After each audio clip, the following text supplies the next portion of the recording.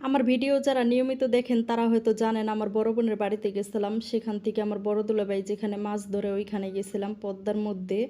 চারিপাশে শুধু পানি আর পানি, যেদিকে তাকাই ওইদিকেই পানি। কি যে ভয় লাগতেছিল আবার মজাও লাগতেছিল। সবচেয়ে মজার বিষয় ছিল আমার ভাতিজি উল্টা নৌকা চালাইতেছিল, ওইটা নিয়ে আমরা অনেক হাসাহাসি করলাম।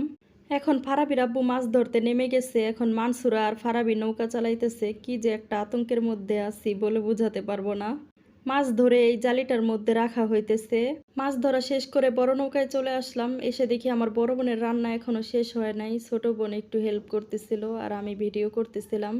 আমার ছোট বোন বলতেছিল দুলাভাইয়ের কি শান্তি, শুয়ে শুয়ে রান্না করতে পারে। আমিও একটু শুয়ে শুয়ে রান্না করি, তোরা আমার কাছ থেকে রান্না শেখ কিভাবে শুয়ে শুয়ে রান্না করতে হয়। এইদিকে আমার বড় বোন তো টেনশনে মরে যাচ্ছে, এখনো খাবার রেডি হয় নাই। ফারাবির আব্বু আর আমার বড় দুলাভাই আর আমার দেবর গেছে অন্যদিকে মাছ ধরার জন্য। অবশেষে আমাদের রান্নাবান্না শেষ হয়ে গেছে, তারা এখনো মাছ ধরে আসে নাই। আমাদের অনেক ক্ষুধা লাগছে, তাদের জন্য খাইতে পারতেছি না। তারা আসবে, একসাথে সবাই মিলে খাবো।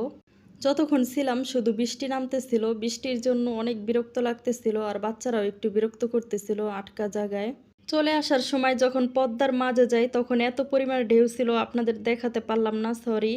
নৌকা যখন মাঝ নদীতে চলতেছিল তখন এত পরিমাণে ঢেউ ছিল, আমরা তিন বোনে তো প্রায় কান্না করে দিছি ইউনূস নবীর দোয়া পড়তে পড়তে। তারা তিনজন মিলে আম দিয়ে দুধ দিয়ে ভাত খাইতেছিল আর হাসাহাসি করতেছিল। আমরা তাদেরকে দেখে খুব অবাক হয়েছি কিভাবে তারা এত রিল্যাক্সে আছে।